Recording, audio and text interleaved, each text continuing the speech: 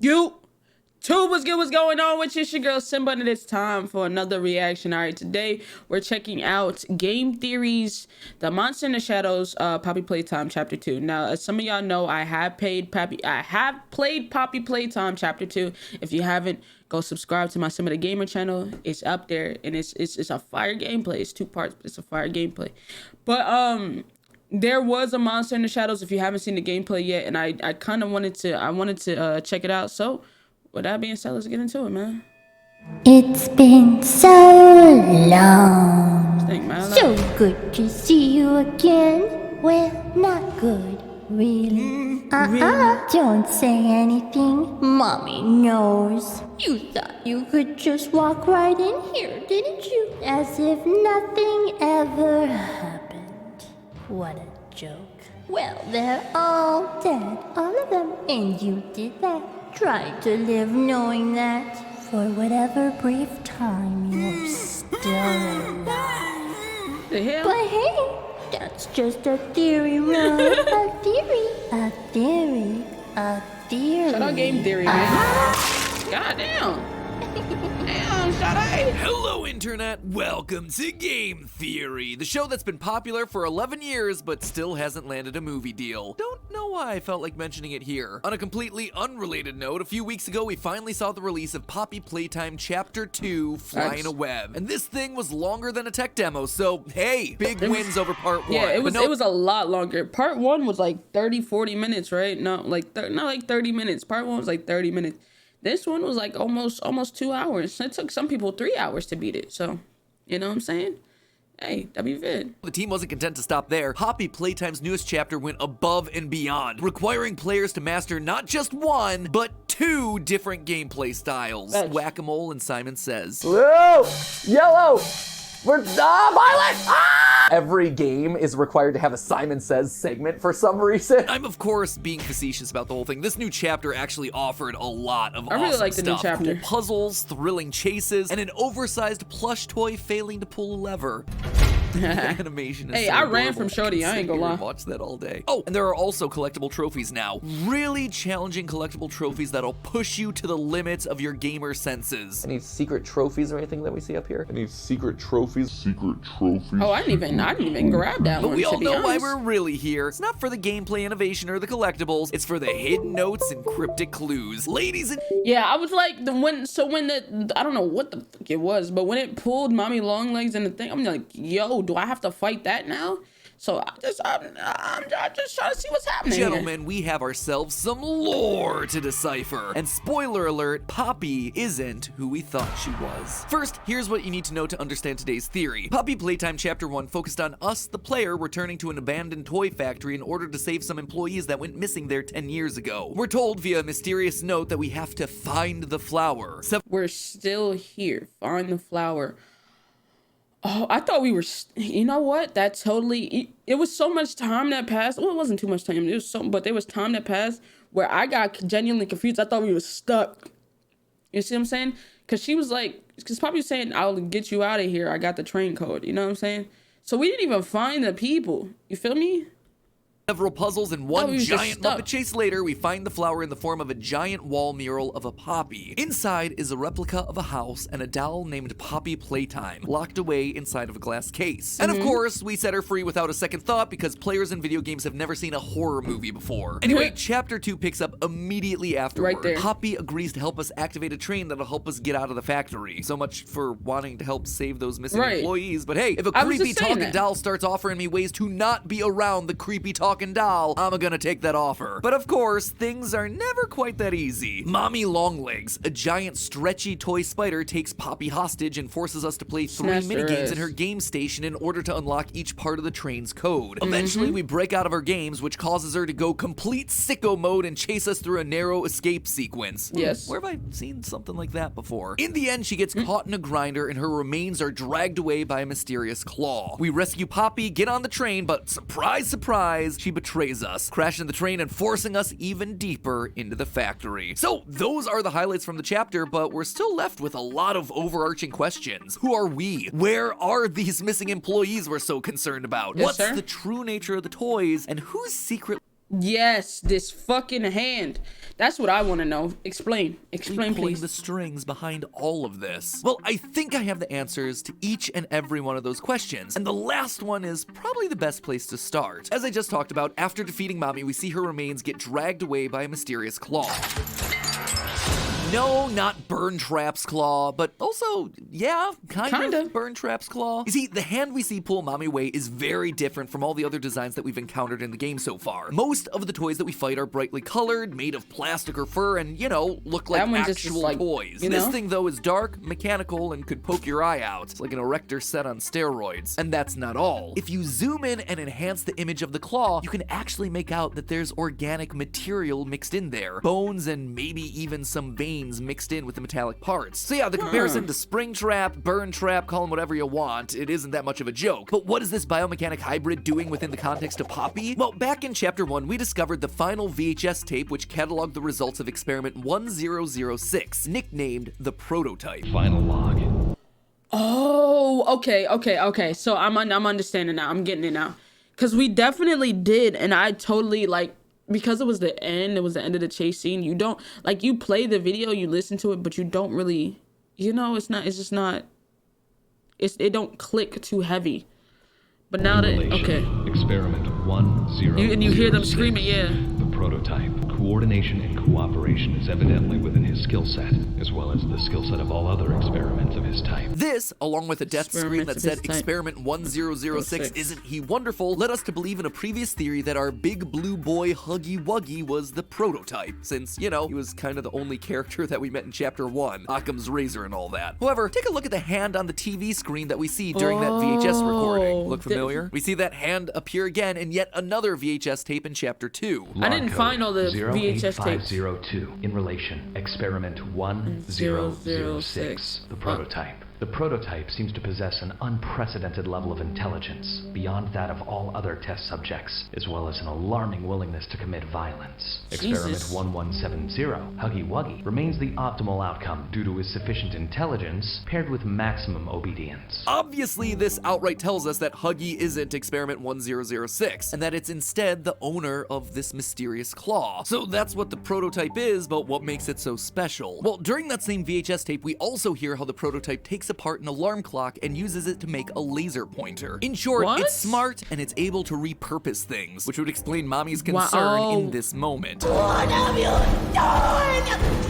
You make me part of you! She's gonna be reused and repurposed by this entity in order to help the monster escape. Kinda makes you wonder if the veins and bones were how this creature was originally designed, or maybe that's what happened to all the other missing employees. Their bodies were added to the machine. It's interesting, in our last theory we predicted that Mommy Longlegs would be adding the bodies of dead toys to herself in order to become stronger. We were right about the concept, just looks like we were wrong about who it applied to. As for how this thing is gonna wind up looking, anyone remember Sid from Toy Story 1? Sounds like we might have found one of his creations. So right now it looks like the prototype 1006 is gonna be our overarching villain for the franchise, taking pieces and parts of the other toys, and maybe even pieces and parts of other people to grow stronger. That being said, So, like, I wonder how long they're gonna string along this. Like, how long is Poppy Playtime going to be before we actually verse the guy? Because right now he's that nigga. He's that guy. He's the end result. He's the head honcho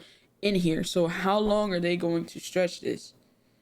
You know what I'm saying? Because right now, like, they showed us just a piece of him. Right now we're fighting with Poppy because Poppy got us trapped after beating Mommy Longlegs. So I'm figuring probably the next chapter is versing actual Poppy. But, like, how long until we go against the actual head honcho of the, you know what I'm saying? And who closed her in the case? Was it the prototype, or was it, you know what I'm saying? Hey, like, there's good questions. A toy that doesn't appear to have been added to the prototype yet is Huggy Wuggy. He may not have appeared explicitly in this chapter, but hints of him are hidden around. When you go into the chapter's water treatment room, if you look carefully, you can see some blue fur that's scattered around the pipes alongside trails of blood. This appears to be the room that Huggy fell through at the end of the last chapter, and it would seem to imply that Huggy picked himself up and went full-on sus mode by venting away, waiting to return until a future chapter, which honestly makes sense. He can't die yet. He's basically the mascot of the franchise. Who even cares about Poppy at this point? I mean, me. I do because lore, but I feel like I'm definitely in the minority on that one. Speaking of Poppy, let's talk about her, shall we? I mean, it is her name on the title screen after all. This isn't Kissy Missy Playtime or Cat Bee Playtime, you know? Well, mere hours after Chapter 2 came out, the fan community did what the fan community gonna do. They dug into the game files. And by doing so, they discovered an early build of this chapter hidden away. And while the game itself is still basically the same, the end is where things get real interesting. Normally, you get on the train and Poppy gives you this sinister speech about how you're not allowed to leave. She betrays us and sends us hurtling deeper into the factory for reasons that are kept pretty darn vague. Okay. Terrible things have happened, but I know that whatever I need you to do, you're capable. However, in the cut version of this monologue, we actually get a bit more detail on her motivations. You have so much potential. I know you came to find the ones who had disappeared all those years ago. But they're gone. They've been gone for a long time. Terrible things have happened. And I am the cause. What? Being able to exist as a doll, it has killed so many people. Now, interpreting cut content is always going to be a tricky science. Do you use it? Do you not? How do you use it? Here, I'm only pointing it out because this seems to confirm one of our original theories, that Poppy is the reason all of this is happening. She literally says that because she was able to exist as a doll, people died, which tells us two things. One, that she's been around since the very beginning. She knows about the experimentation that's being done on humans. She's witnessed it all. So she has to know what the prototype is. She has to know. Because they've been happening because she's a doll. So you gotta know what the prototype is, right? Yes, FNAF, we hear you. You're very special. You did it first. Secondly, though, it seems to tell us that Poppy isn't who we originally thought. Loyal theorists will remember that last time we predicted that former employee Stella Graber was the person whose body and spirit were used to build Poppy. In Chapter 1, we found a VHS tape talking about her desire to stay young and her love of children, which all but seemed to scream, "Make me into an undying doll monster." However, after the clues seeded out in this chapter, we know for a fact that she's no longer a candidate. When we first enter the game station, we're greeted by Stella's voice. Hi kids, welcome to the game station. Oh. I'm Stella, and we've got 3 super duper fun games to play. Her name also appears on the bottom of a document outlining how to test children using the various game station modules. Quote, give all reports to Ms. Stella Graber to sort through. So Stella was clearly involved with whatever experimentation was going on at Playtime Co. And since these experiments were started because the living doll Poppy existed in the first place, Stella can't be Poppy. In that same document, we also see references to Mommy Longlegs. Now, if you look closely at the Mommy Longlegs commercial that plays at the top of the chapter, you can see that it's dated 1991. Poppy was meant to be the first living toy developed back in 1950. Therefore, if Stella was alive around the time of Mommy Longlegs, then she couldn't possibly be inside Poppy. So if Poppy isn't Stella, then who is she? Well, early in Chapter 2, we visit Elliot Ludwig's office, founder of Playtime Co. It's here that we learn that he experienced a tragic family loss sometime in the 1960s. In the 1960s, an unfortunate family death had pushed Ludwig down to his lowest. This loss is what spurred him to work harder and build an empire around his toys. Now, it's not actually clear who this family member was. You would suspect his kid, right? Kid dies or is dying and he finds a way to make her into a living toy. Yeah, I am broken. I will put you back together. Thank you, FNAF. Go and do something else with your life. Make your lore more sensible. Stop trying to butt into other people's narratives, okay? Other people's very similar narratives. Anyway, as I was saying, you would suspect that he's doing this for his kid, right? And that's who Poppy is. It's his daughter. But there's a wrinkle to that, and it's not coming from the game, but rather the game's website. You see, we know via a newspaper article hidden on the About section of Playtime Company's merch website that Elliot's wife divorced him in 1930. This means that if a child came from that relationship, that biological son or daughter would have been in their 20s or 30s when Poppy was created. It seems a bit old, to be honest. The loss could have been a grandchild. That's definitely a possibility. But for me, I think the most likely option was that it was an adopted daughter. In Chapter 1, we see a lot of posters hanging on the walls talking about Playtime Co.'s adoption initiative. What if that program was initially started because Elliot had an adopted child himself, and he wanted to bring that joy to other families, thereby modeling it in those Playtime Company values. And then, when his daughter dies or is suffering, he, you know, has to find a way to put her back together. So his adopted child dies tragically, and he tries something to revive her, probably by fusing her with Poppy. And it works. Something he does works. She's in the doll, but he's not exactly sure what he did. Might I suggest trying Remnant or Agony? Sorry, now I'm just going out of my way to do it. Anyway, we know that he's unsure based on a note that we find in Elliot's office in couldn't chapter read 2. that shit. This It was note so talks about small. experiment 814, in which they try to bring rats back to life using the poppy flower. My suspicion is that this is because he was somehow able to revive his daughter inside of Poppy, a doll who we're told has the essence of poppy flower built into her hair. This is also why we find Poppy hidden in a glass case. It's so his daughter can be preserved, protected, and also studied. It's because he saw it was possible, and then he went on to repeat it, which is why he's so happy about his wonderful experiment 1006, the prototype. After nearly 200 additional experiments post poppy flowers and rats, this is where he finally cracks the code. He's brought things to life, but the prototype is too smart. It escapes and doesn't obey orders, sending the factory into chaos. This is why we hear that Huggy Wuggy is actually the perfect creation, because he's smart, but he's also obedient. Experiment 1170, Huggy Wuggy, remains the optimal outcome due to his sufficient intelligence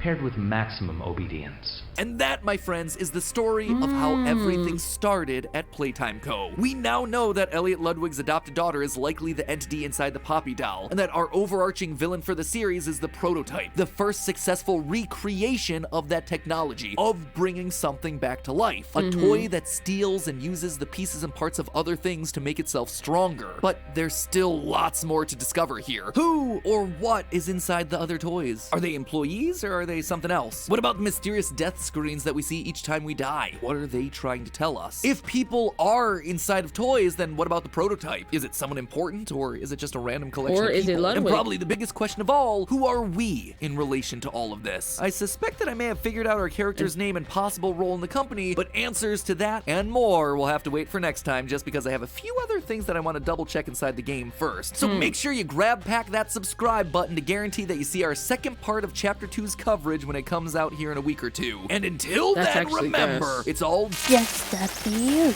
a game theory. Nah, I actually really like these. So like a lot of what he was saying is actually believable. It actually works. It makes sense. It does. Yeah, a lot of it actually makes a little bit more sense. I just want to see what the prototype is.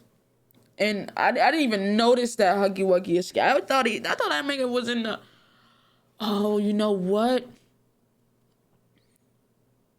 So why were those two the only two to escape from the when you hit the Huggy Wuggies? Why was the blue one? Why was Huggy Wuggy and Kissy Missy the only two to escape? Even though because they remember she said they were attached to strings, but it used to pull them back. You know what I'm saying? For the kids, they're not attached to strings no more.